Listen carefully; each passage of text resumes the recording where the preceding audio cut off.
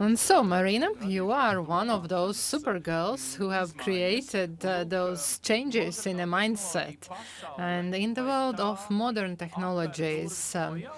Can we say that it opens the door or removes barriers? I just heard from Anthony that it should be like that, that this is logical, and can it be measured? So, do you think about various types of not only disabilities but special needs? So, do you create those specially tailored projects?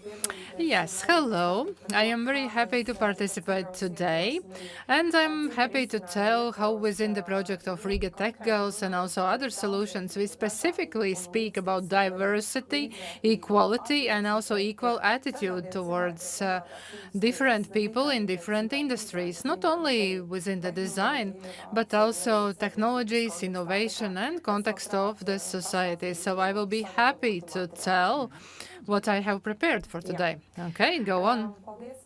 So thank you very much for this introduction. I am a co-creator of Riga Tech Girls community, and also I am the head of VREACH and the co-founder and head of this organization. So I will tell about the principles which were outlined by the previous speaker.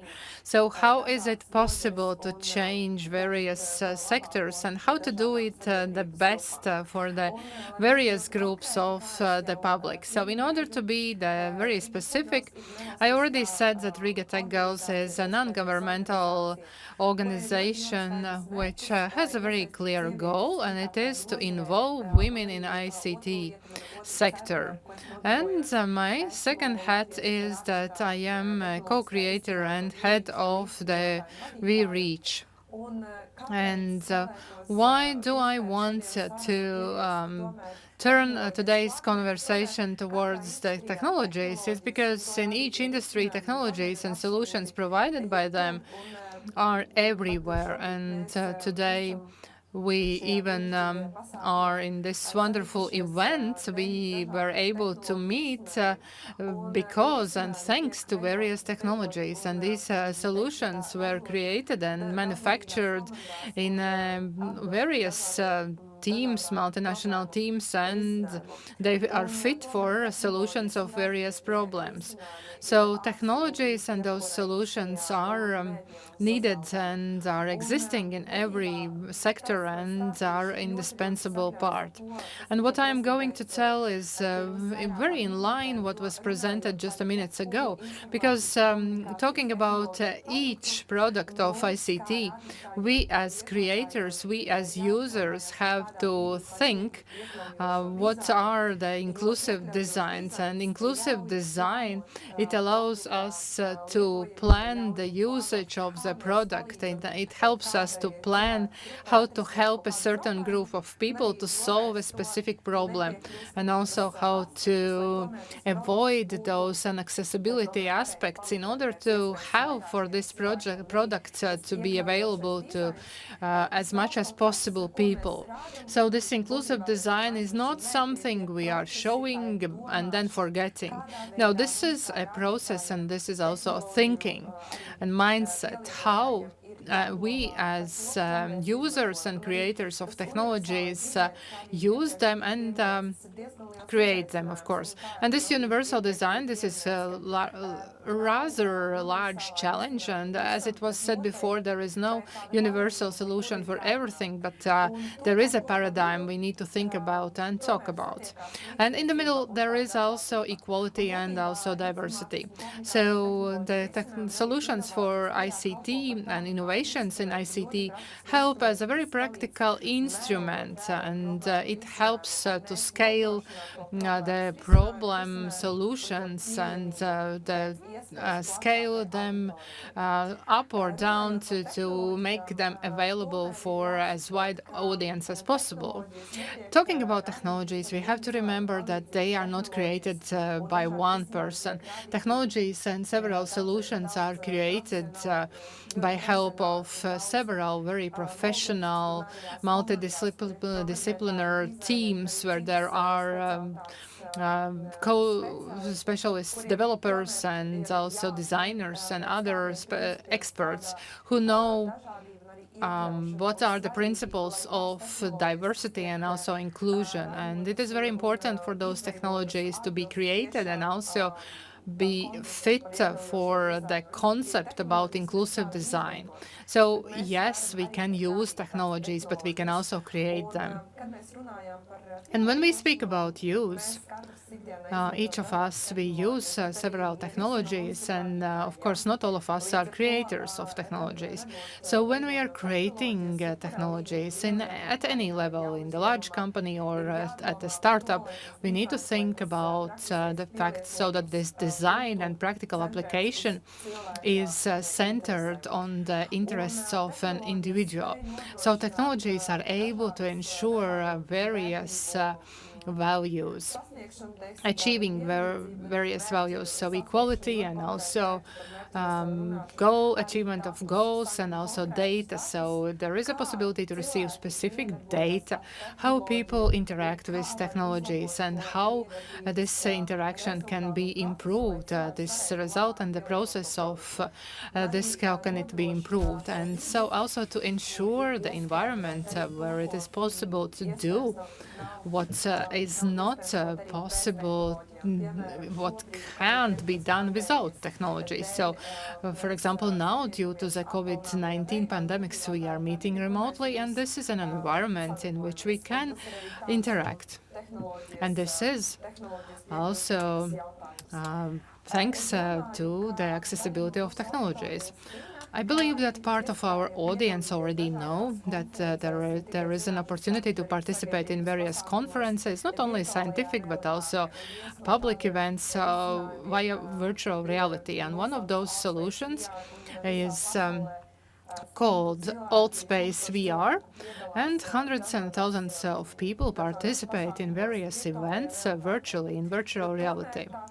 But still, the technology and this application is not available to everyone. And this is an issue, and we need to think when this will be available to everyone. Talking about technologies, the potential is huge. And we can not only use them, but also promote usage and also encourage and inspire. And we can do it directly and indirectly. And a very practical story, how already for the 6th year in Latvia there is a first community with a goal to educate and encourage ladies about technologies. And so what we are doing, we are supporting women so that they can become a future architects. So one thing is that we are using technologies, but second is whether these technologies are created specifically for women. Would those solutions are in line with needs of women, their specific needs. And so we understood that we need to be women who are creating those technologies. And so our goal is equal opportunities and also promote diversity to turn the users and consumers of technologies into the creators. And we do it through workshops and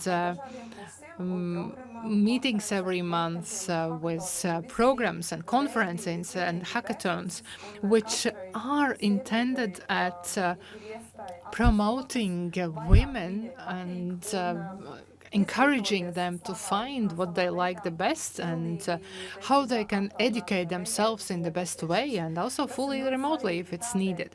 And that is very important because ICT sector is the sector in which an opportunity to find a job is really very large. There are multiple opportunities.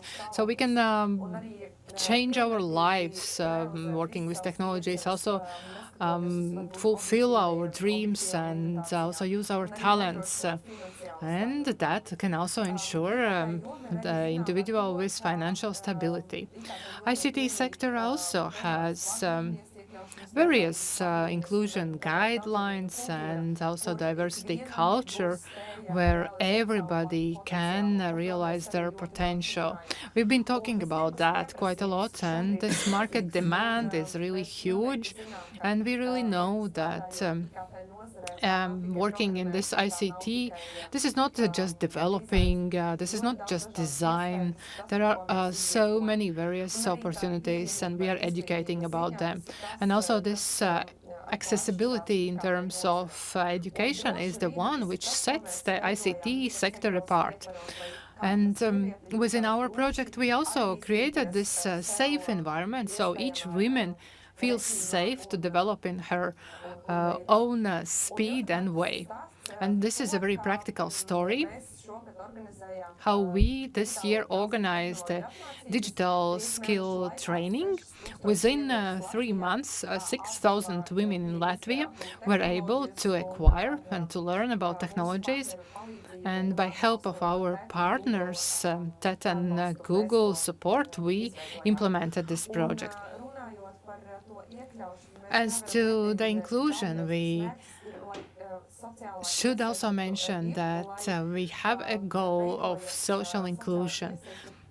And in order to reduce accessibility problems, we need to have this social inclusion.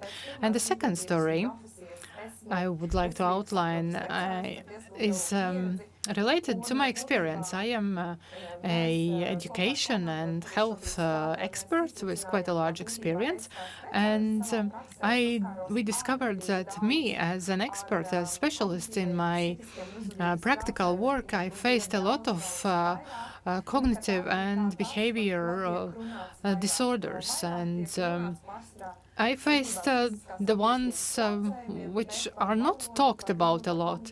Very often we talk about physical some disorders, but about language, about speech, and so on. It's not talked a lot about it.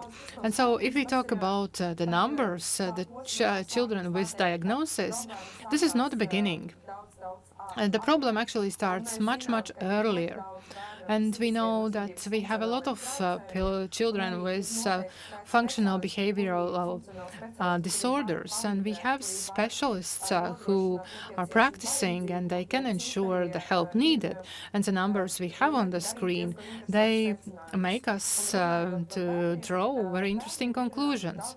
So as to the children, children have various needs, and they differ from child to child. For example, if we talk about a child with autistic spectrum or with some language disorders, they have different needs and different situations, and we need to research it and ensure help.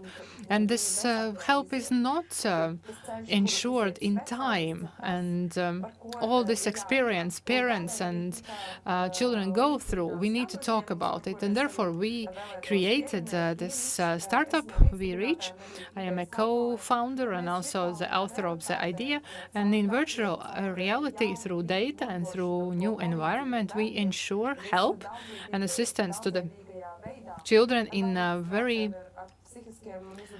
diverse ways. So for children with language, other disorders, and this is not needed only for children, but also for specialists who work with these children and also with parents. And the solution is that we created a very specific infrastructure, IT infrastructure in virtual reality, in order to solve several problems. And these problems are solved on site and also via remote therapy.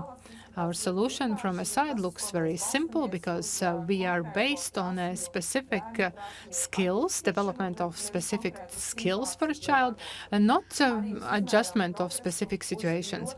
And we measure progress in a very specific environment in which a child can express themselves and do what they are unable to do without this. And we are also based on a specific data which we receive, interpret, and also deliver to the specialist. So we as a specialists or people who want to help children, we cannot base our conclusions on just subjective criteria. We can base them only on data, and this is what we have to do. So we receive data, we interpret them, and we can do something with the data we receive from the technology. And also I would like to outline that in this interaction between rehabilitation and specialists, we need to talk about diversity and how various are children. And this brings impact on specialists and also parents and everyone who works with them. And we need to research all these diversities, and we have to find solutions for all of them. And the quality of life of child and parents depend on this, and also the quality of life of specialists depend on this. And so what we are doing, we are creating a controlled and safe environment where the child can, irrespectively of objective limitations, they can do something. And what we are creating now, this service is available both remotely and also in person. There are specialists who work in various clinics, and you can find the information also on the internet, and we ensure this rehabilitation assistance also remotely, which is the first solution in Europe and maybe also in the world. There is a possibility to get data and get this immersed assistance in any place in Latvia, the world, or other countries. And the challenges we faced as creators of this technology is that very often assistance in these cases is not structured. The information about this help is not available. Very often it's not clearly formulated, and it's not clear whether the technology can be used and why should it be used, because maybe we don't need it. Also, digitalization, the issue of digitalization transformation is not an issue as itself. Of course, it facilitates, it makes our life easier. If it wasn't like that, we couldn't be able to organize this remote conference. And another thing the public and also creator of technologies faced is that needs for various people are very, very different, and they have to be researched. So therefore, any group of users and dyslexic children, children with some language difficulties, and autistic children, their needs have to be researched, and solutions have to be based on their needs, and use of technologies also have to be based on their needs. And the last what I wanted to say is that we have to remember that ICT, those are just instruments how we can ensure various accessibility of information, public benefit, medical services, economic growth. So for everyone, the question is just when and how.